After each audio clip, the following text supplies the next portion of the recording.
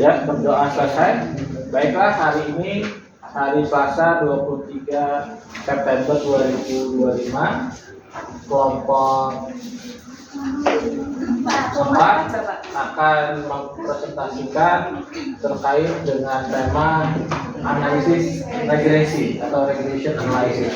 Oke, kepada kelompok 4, waktu dan tempat silakan. Assalamualaikum warahmatullahi wabarakatuh. Waalaikumsalam. Selamat siang dan salam sejahtera bagi kita semua. Sebelumnya saya ucapkan terima kasih kepada Bapak Profesor Dr. Insinyur Syahrial Sadiq selaku dosen pengampu mata kuliah data analitik akuntansi pada semester kita kali ini dan seluruh teman-teman yang saya sayangi dan saya banggakan. Hari ini kami selaku kelompok 4 yang nantinya akan membahas mengenai analisis regresi. Sebelumnya, izinkanlah kami untuk memperkenalkan diri terlebih dahulu. Perkenalkan, saya Fauzia Zahra Taufik dengan NIM 2410 3131 214. Dan izinkanlah rekan-rekan saya untuk memperkenalkan diri. Perkenalkan, nama saya Ani Saputri dengan NIM 2410 3131 214. Perkenalkan, nama saya Tiana Tariakma dengan NIM 2410 3133 20066. Saya Lisa Salsabila dengan NIM 2410 3132 20032. Perkenalkan, nama saya Stephen Kendry dengan NIM 2410 3131 1003. Nama saya Raina Anzani dengan NIM 2410 3121 20066. Saya Rosa Nasution dengan NIM 2410 3132 20042. Oke, baik. Kali ini kita akan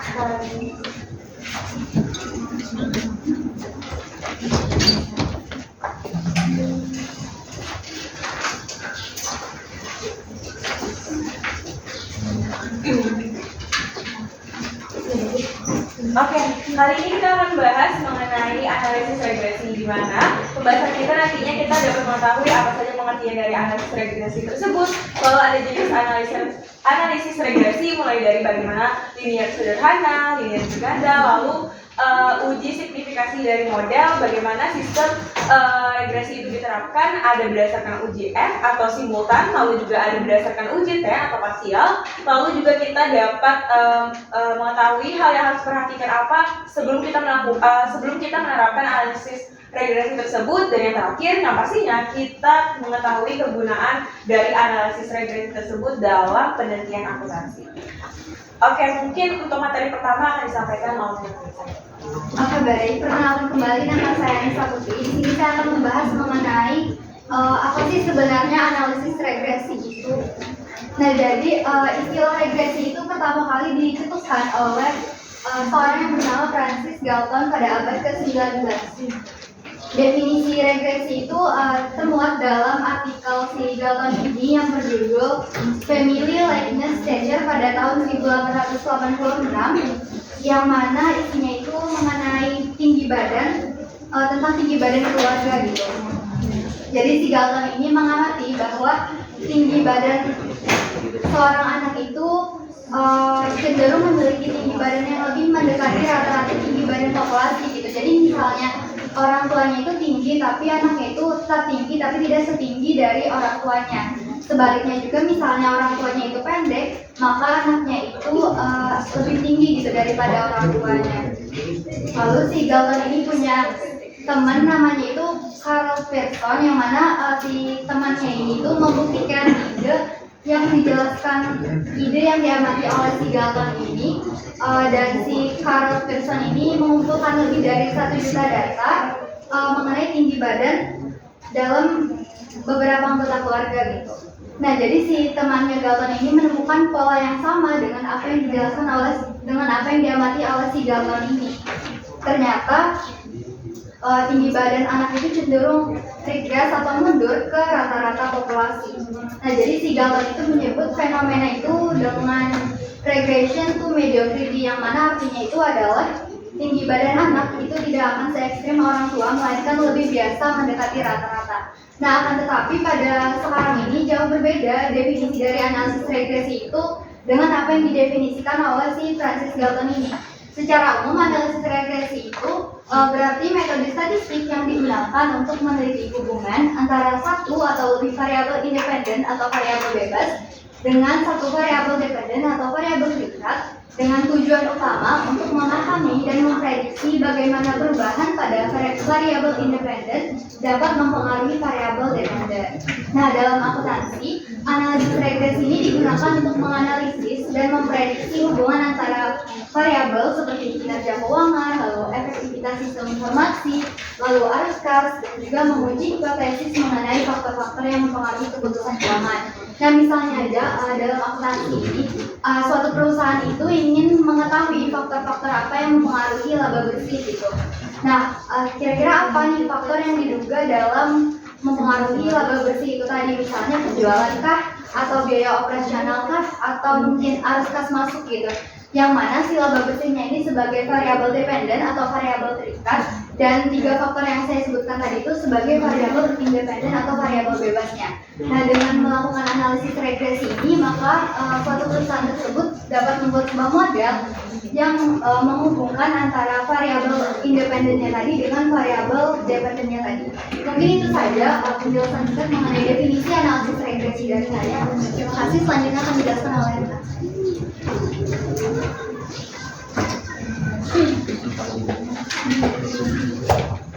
Oke, baik teman-teman. Di sini kita akan membahas pada jenis analisis regresi yang pertama, yaitu regresi nilai linear sederhana. Kita mulai dari definisinya dulu.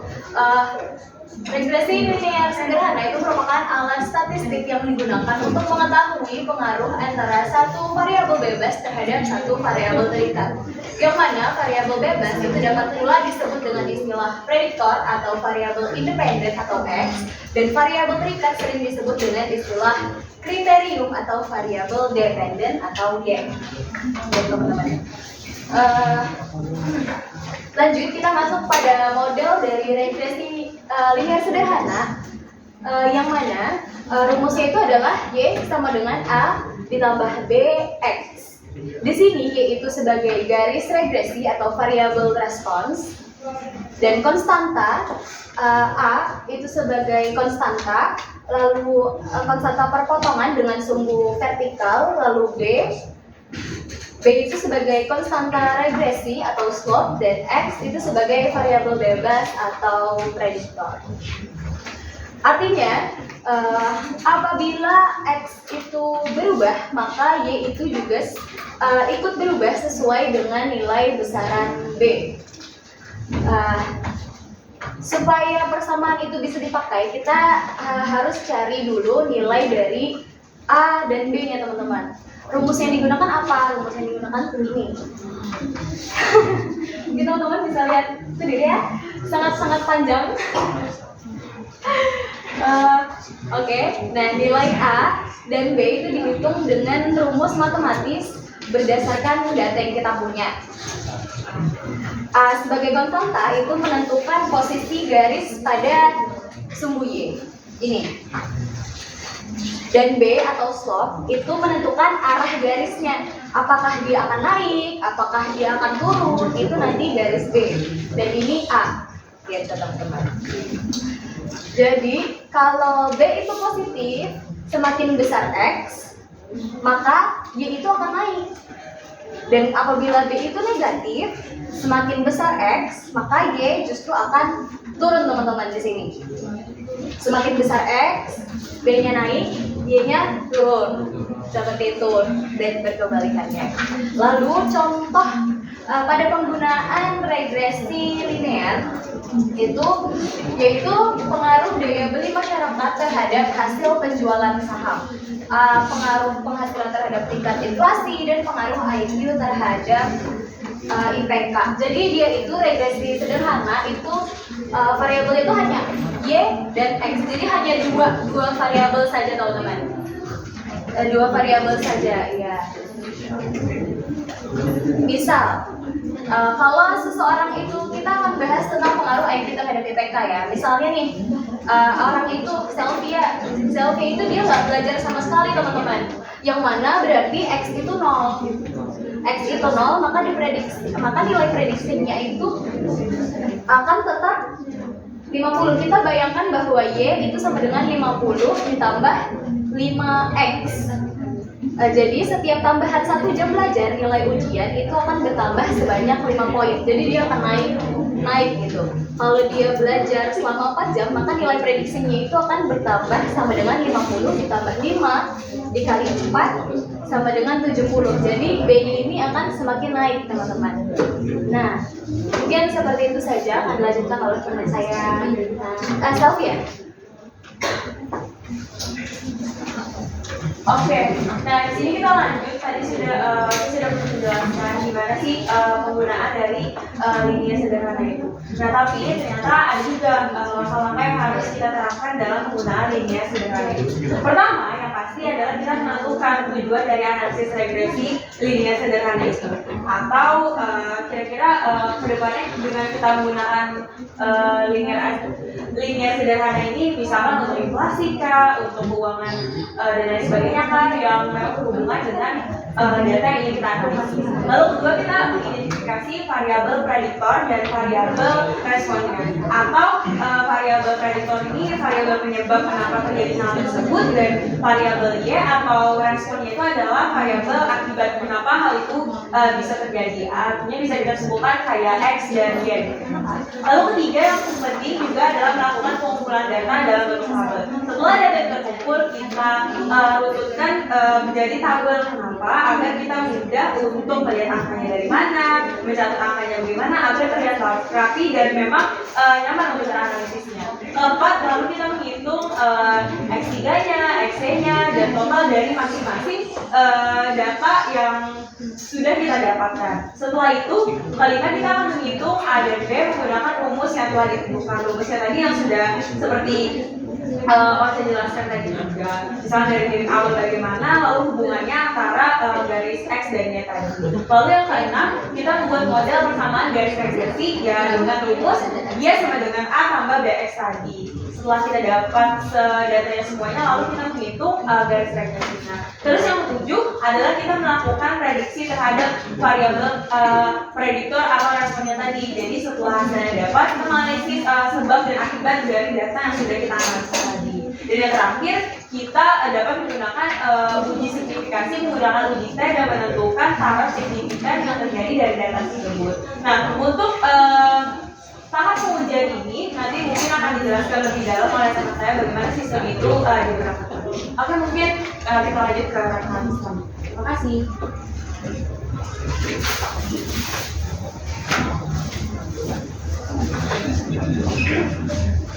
Izin masuk. Jadi di sini saya akan menjelaskan materi mengenai regresi linear berganda. Nah, seperti yang teman-teman tahu, regresi linear berganda adalah model persamaan yang menjelaskan hubungan satu variabel tak bebas atau respons Y dengan dua atau lebih variabel bebas atau prediktor X1, X2 sampai Xn.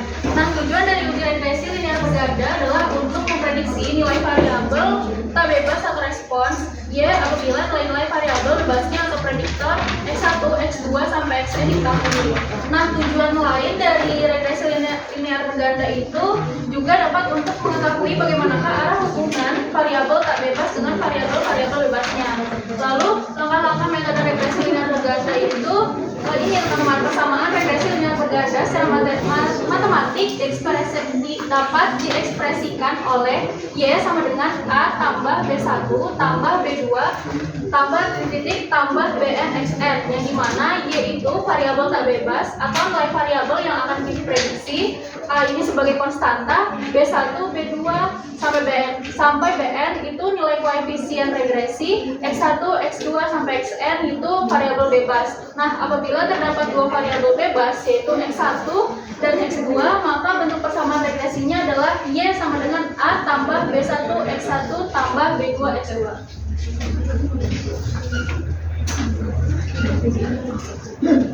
Nah, teman-teman, keadaan bila koefisien regresi yaitu B1 dan B2 ini dapat mempunyai tiga nilai, yaitu nilai sama dengan 0, nilainya negatif, dan juga nilainya positif. Untuk yang nilai sama dengan 0 ini, variabelnya tidak dipengaruhi oleh X1 dan X2. Lalu kalau nilainya negatif itu terjadi hubungan dengan arah terbalik antara variabel tak bebas Y dengan variabel X1 dan juga X2. Lalu ketika nilainya positif itu artinya terjadi hubungan yang searah antara variabel tak bebas dengan variabel bebas X1 dan X2.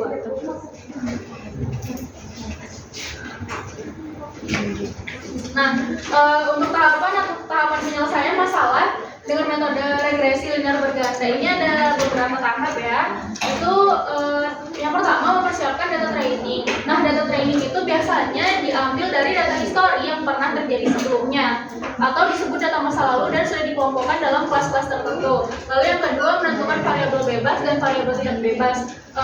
Untuk di sini variabel bebasnya itu contohnya seperti jumlah laki-laki itu kita bisa lambangkan dengan X1, jumlah perempuan bisa kita lambangkan dengan X2, dan variabel tidak bebas yaitu contohnya seperti jumlah penduduk kita dapat lambangkan itu dengan Y. Nah, lalu tahap selanjutnya itu kita dapat mencari nilai persamaan regresi linear berganda yang rumusnya itu sama yang kayak tadi ya. Y sama dengan A tambah B1 kali X1 tambah B2 dikali X2. Lalu yang terakhir itu kita dapat menentukan nilai konstanta dan koefisien regresi. Materi dari saya mungkin selanjutnya dapat dijelaskan oleh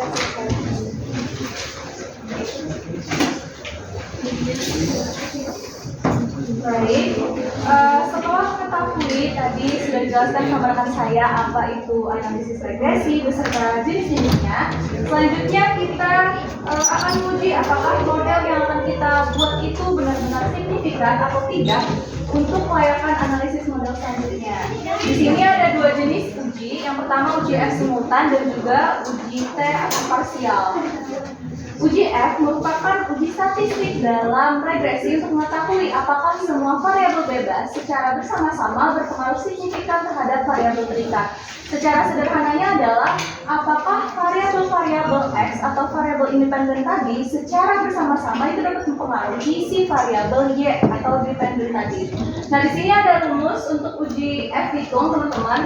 Bisa dilihat F pangkat 2 per K dibandingkan sama 1 kurang R pangkat 2 per N kurang K kurang 1. Keterangan di sini F pangkat 2 dianggap sebagai seberapa besar variabel X menjelaskan Y, untuk K menerangkan jumlah variabel independennya, N menerangkan jumlah data atau sampel, sedangkan N kurang K kurang 1 itu disebut sebagai derajat kebebasan atau degree freedom. Bagian atas rumus yang ini disebut sebagai numerator.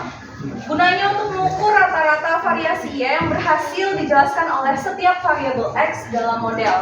Nah, jadi kalau R2-nya itu tinggi, berarti variabel X atau variabel independennya itu berhasil menjelaskan variabel Y atau variabel dependen. Untuk bagian bawah, yang ini disebut sebagai denominator.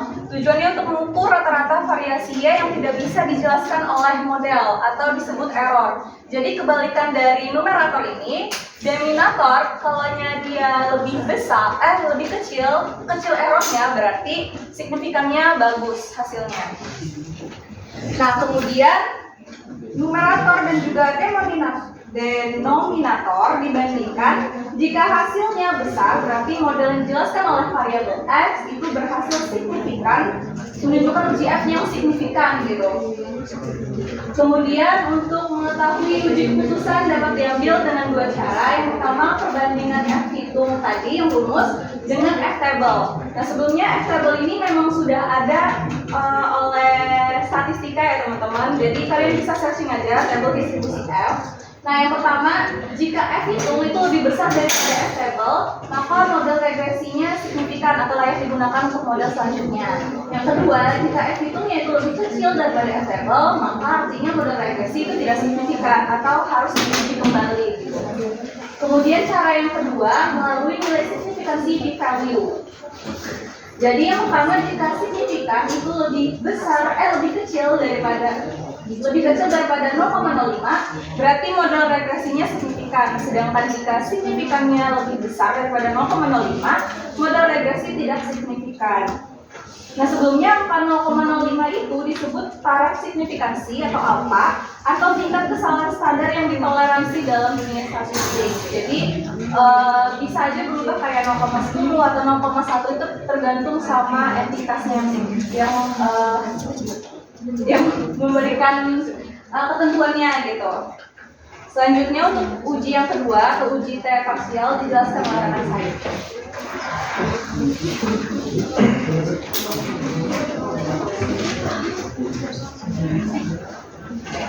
Baik, izin masuk. Nah, kalau tadi udah dijelasin Rena soal uji F, nah sekarang saya mau ngejelasin soal uji T. Nah, uji T ini adalah lanjutan dari uji F. Jadi bisa dibilang kalau uji F tadi itu melihat gambaran besar apakah model regresi itu secara keseluruhan signifikan. Nah, uji T ini melihat detail, yaitu kontribusi tiap variabel independen. Setelah uji F tadi memastikan bahwa model layak, barulah kita gunakan uji T ini untuk mengetahui variabel mana saja benar-benar berpengaruh secara signifikan terhadap Y. Nah, uji T ini digunakan dalam analisis regresi untuk menguji pengaruh masing-masing variabel independen terhadap variabel dependen. Nah, memastikan koefisien regresi signifikan secara statistik dan juga membantu menyaring variabel mana yang benar-benar berpengaruh sehingga model regresi itu lebih tepat. Langkah-langkahnya, yang pertama itu kita tentukan dulu hipotesisnya. Nah, sama seperti di uji F tadi, di sini kita punya dua kemungkinan. Yang pertama itu adalah hipotesis nol, yang mana menyatakan bahwa variabel X itu tidak punya pengaruh terhadap Y. Dan yang kedua itu adalah hipotesis alternatif yang menyatakan bahwa ada pengaruh variabel X terhadap variabel Y. Nah, jadi sejak awal kita itu sudah masang dugaan sebelum melakukan perhitungan. Yang kedua, kita itu bakal menetapkan taraf signifikansi, yang mana taraf signifikansi ini biasanya nilainya itu adalah 0,05 atau 5%. Angka ini artinya kita siap menanggung risiko salah ambil keputusan sebesar 5%. Dengan kata lain, kalau hasilnya itu signifikan, kita bisa cukup yakin sekitar 95% kalau variabel X itu benar-benar mempengaruhi variabel Y. Yang ketiga, kita hitung koefisien korelasi. Nah, koefisien korelasi ini itu ibarat ukuran seberapa erat hubungan antara X dan juga Y. Kalau nilainya mendekati 1 atau negatif 1, artinya hubungannya kuat. Kalau mendekati 0, hubungannya lemah. Nah, tahap ini itu membantu kita dapat gambaran awal tentang seberapa besar sih peran X terhadap Y. Kemudian, ini yang penting yaitu menghitung nilai T hitung. Nah, dari hasil regresi komputer atau perhitungan manual biasanya akan memberikan nilai untuk masing-masing variabel. Nah, kalau kita pakai regresi sederhana, nilai T itu bisa dihitung dari koefisien korelasi atau R antara X dan Y. Nah, rumusnya itu begini.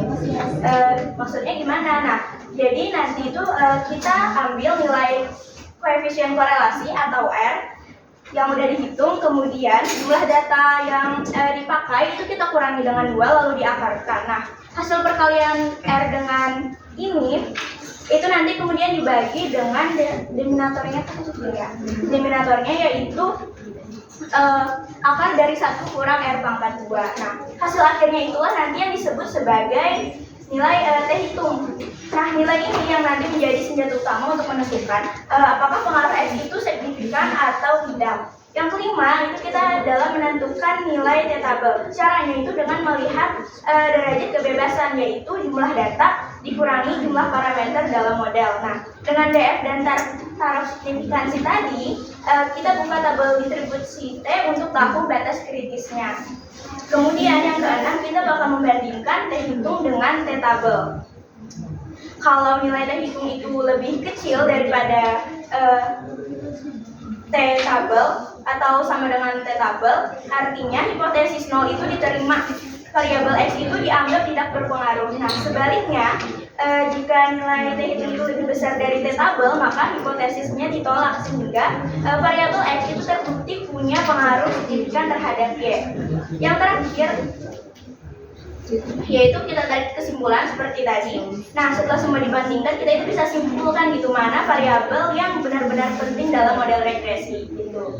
Pada selanjutnya akan dijelaskan oleh rekan saya.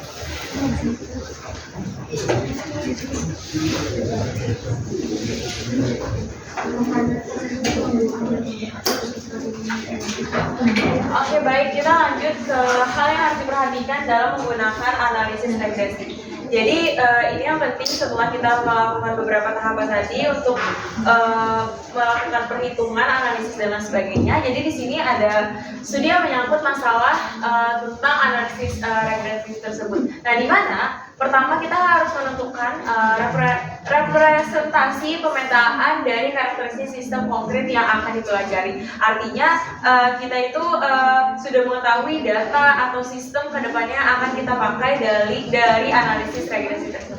Lalu kedua, kita harus melakukan abstraksi yang merupakan transformasi karakteristik sistem konkret yang akan dipelajari keadaan formula matematika seperti stimulan tadi, berbagai uji dan juga perhitungan yang memang menjadi fondasi utama dari penggunaan analisis regresi tersebut. Nah, setelah hal itu dilakukan, yang terakhir kesimpulan dari analisis regresi itu akan diambil dengan mengambil dalih pada asumsi-asumsi yang menyangkut parameter populasi, dan apabila asumsi tersebut dipenuhi, maka prosedur kesimpulan parametriklah yang lazim paling sesuai untuk dipergunakan.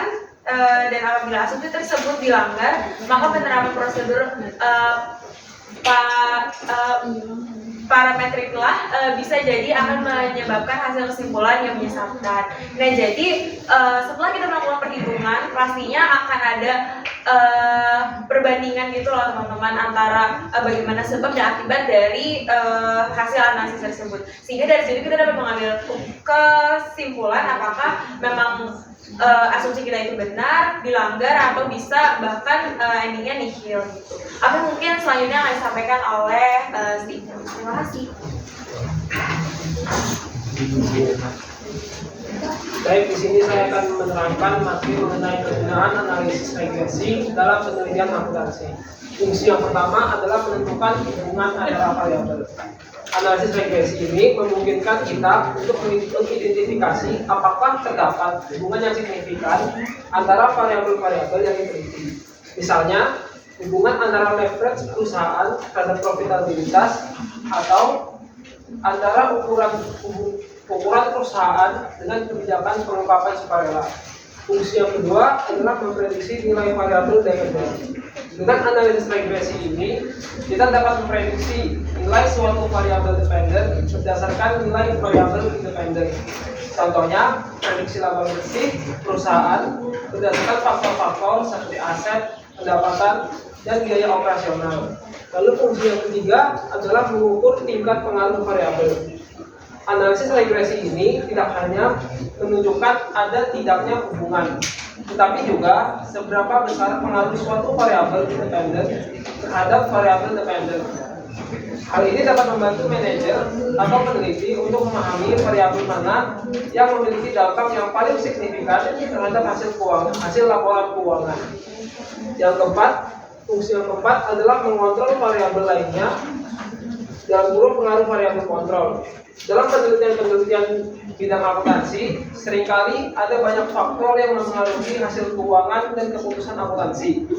Dengan analisis regresi ini, kita dapat memasukkan variabel kontrol sehingga pengaruh variabel independen terhadap dependen dapat dianalisis secara lebih akurat.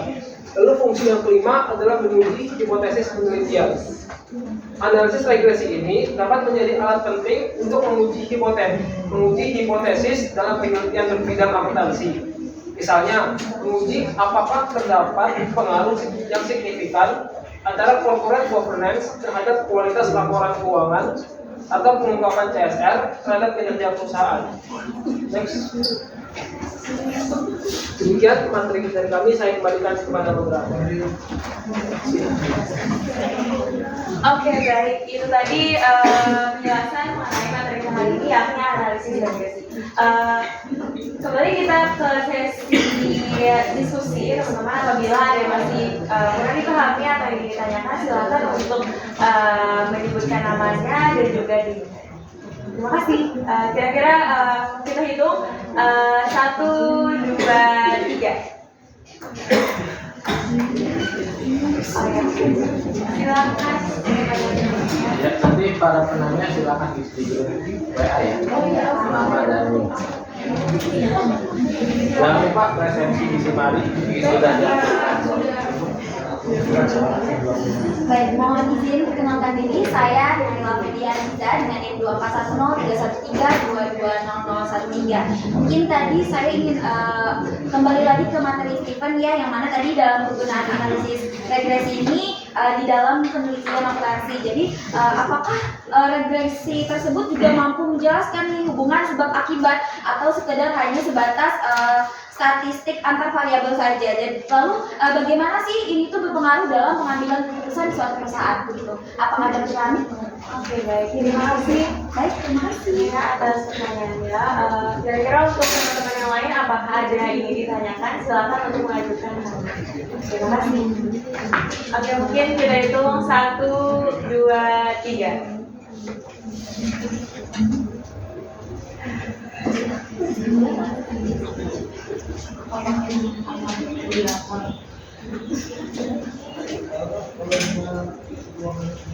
Oke teman-teman, apakah ada yang ingin bertanya? Silakan. Atau mungkin ada yang masih belum dipahami mengenai materi kita pada hari ini, yakni tentang sistem analisis regresi dan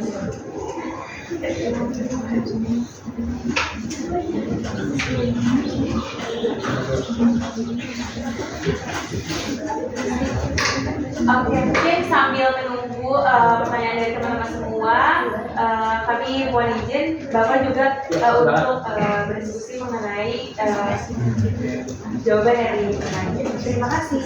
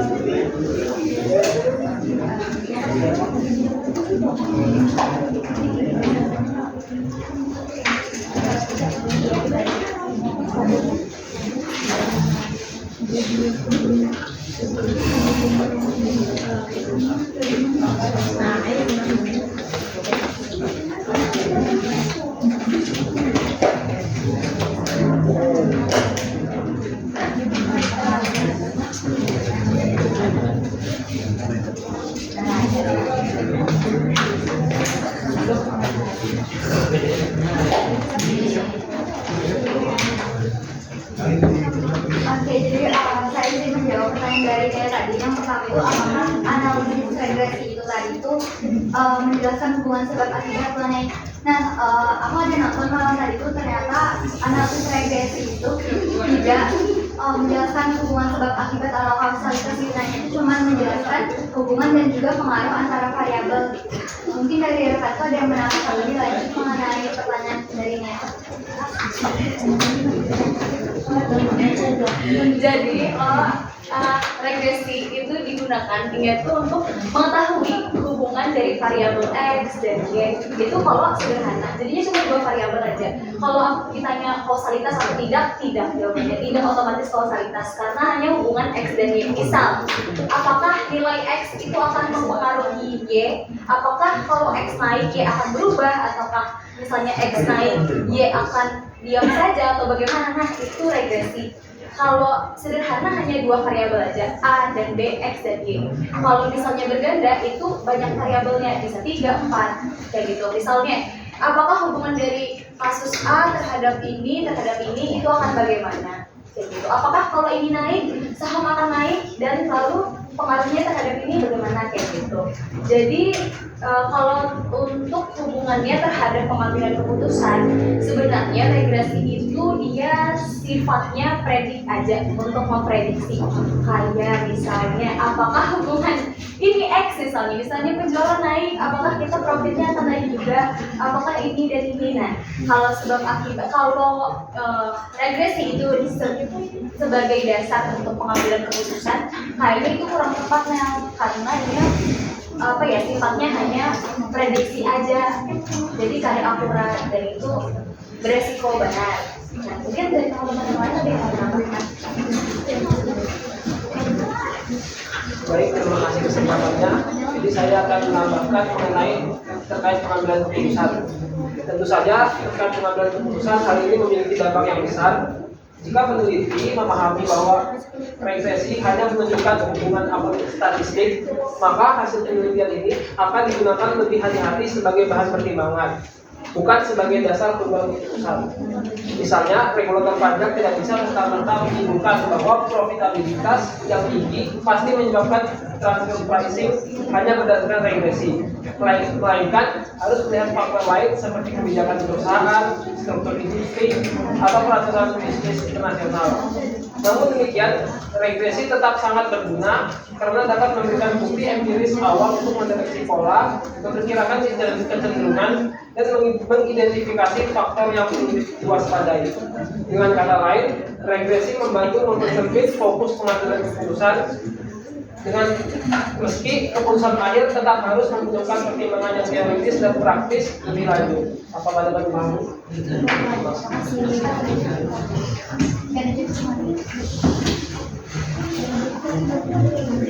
Oke, nah itu tadi penjelasan dari pertanyaan saya tadi. Kira-kira dari apakah ada yang jawab? Jawab, terima kasih ya. Atau mungkin dari teman-teman apakah ada tanggapan lanjut? Oke, mungkin kita lanjut lagi. Siapa tahu ada yang mau dikulik pada sesi kita kali ini. Silakan yang ingin bertanya untuk mengajukan pertanyaan. Terima kasih.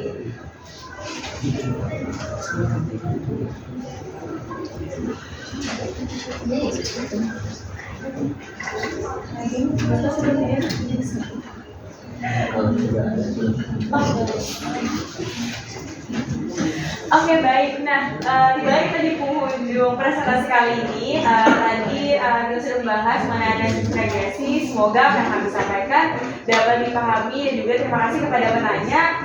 Mohon maaf apabila ada tutur kata yang kurang berkenan. Wabillahi taufiq wal hidayah. Wassalamualaikum warahmatullahi wabarakatuh.